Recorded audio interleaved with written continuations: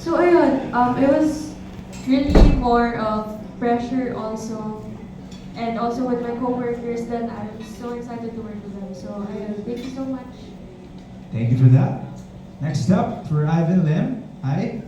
How do you, or should I say, what do you look forward to the most sa mga katrabaho mo dito sa series? Well, I'm really excited to work with them all, especially Derek Sian. And they're all great actors, and yeah, I'm just really excited to work with them. Thank you so much. Next up is Joanna Lara. What's the one thing you admire about your co-stars? Co-stars. Actually, some of them po, it was my first time meeting them. So, I was starstruck by them. Tapos, very flattered also to have to be able to work with them because this is my first time, biggest project po in the acting industry. So, it was kind of, I feel a little bit pressured working with them, but since knowing them, very ano po sila, very approachable, very easy to work with. Kaya ayun, along the way, nag-enjoy din naman po. Thank you. Up next, it's Kurt De Los Reyes. How is it working with Derek Sian for the first time?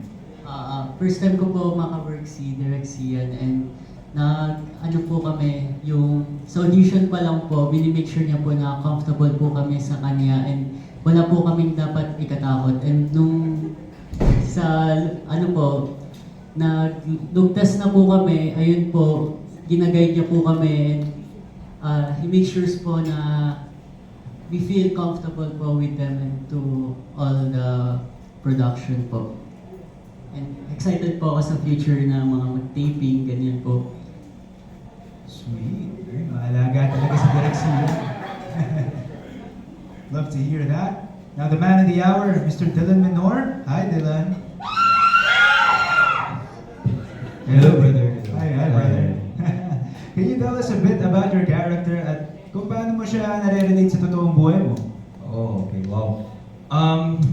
Character. So, Luis Kingsley Mendez, or also known as Loki Mendez. Well, he's such a complex character. He's very deep. First of all, very mysterious, nonchalant. He's very calm lang, tahimik lang.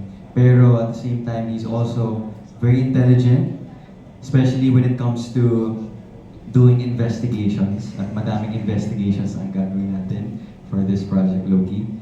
And then he's very intelligent, he's smart, and especially when it comes to deductions. Diba? So, in terms naman, pagdating sa, if I would compare it to my personality, medyo malayo sometimes pag lumalabas yung extroverted side ko. Pero when it comes to my introverted side, so I think I'm an ambivert. Lumalabas din naman yung pagiging nonchalant ko, pagiging mysterious.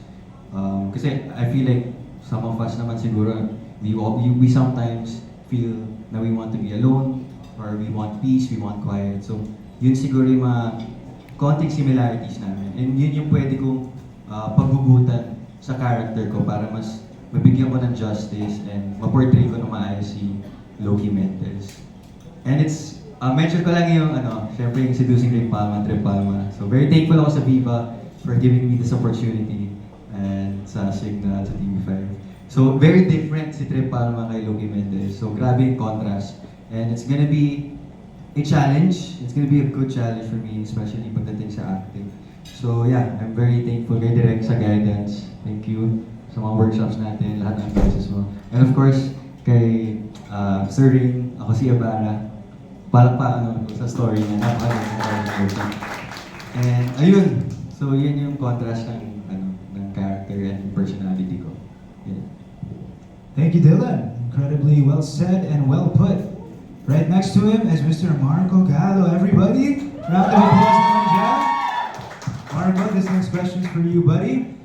Paano ka naghanda para sa role na to given na investigative mystery crime? Etong Project Loki. Siguro alam niyo naman po na all we've been doing right now, it was the university series for the past, 3 years, no? 3, 4 years, something like that. And then now this new Wattpad story has arrived, and honestly, it's something new. I've never played anything regarding mystery or crime, so it's exciting, you know.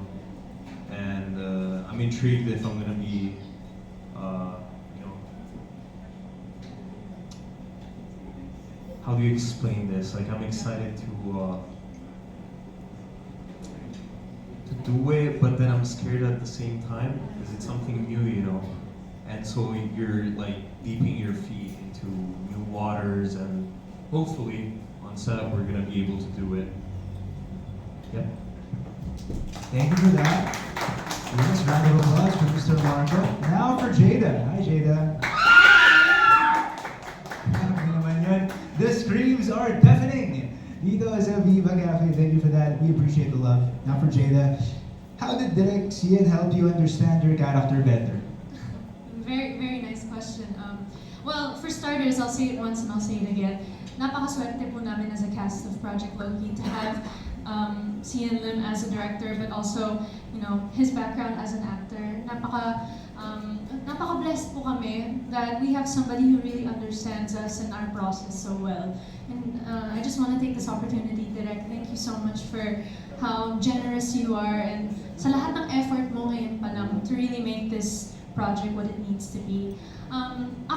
I think dun pa lang sa mga conversations namin together, because when Direk and I talk, hindi lang siya from one actor to another, an actor to a director, but also as parang kapwang creatives ko din. Kasi I would say na I'm versed as well in the creative field. I've dabbled in directing as well for music videos naman.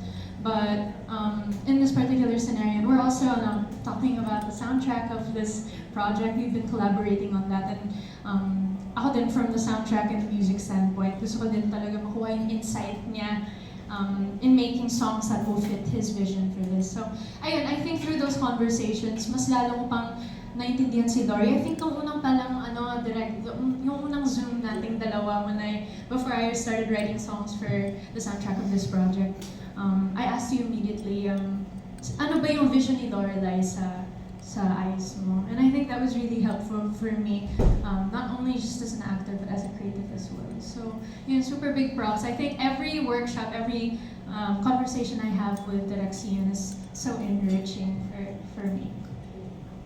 Yes. Thank you. Hi, Martin. Is Martin here? Hi, Martin. So this next question is for you. Project Loki already has a very strong following. Tama po ba? So, do you feel any pressure or excitement about meeting those fan expectations? Yes, yung pressure nandun pa rin since galing po ako sa Montiana Section E. Yung transition from rom-com to thriller, nakaka-pressure siya kasi ibang genre siya compare sa pinanggalingan ko. And pero at the same time, I'm excited kasi hindi na siya rom-com, parang more on mystery na eh. Like, we're gonna solve crimes and mga ganun. So, it's very exciting. No truer words said. Couldn't agree with you more there. Next up, we have Yumi. Hi, Yumi. So, Yumi, nabasa mo naman na yung material, you've read it. Sa palagay mo, bakit must-watch ang Project Loki? Gusto ko lang sabihin na kailangan din talaga ito panoorin ng mga readers and yung mga non-readers kasi hindi siya yung typical na romance, hindi siya yung kilig-kilig, more like about mystery siya, and ayun naman yung maganda kasi magkaiba ng genre. Like, etong Project Loki, ibang genre siya, and gaya ng Seducing Drake Palma, ano siya, romance and rom-com siya. And dito naman, medyo serious kami dito. It's Marco. So, ayun, add ko lang na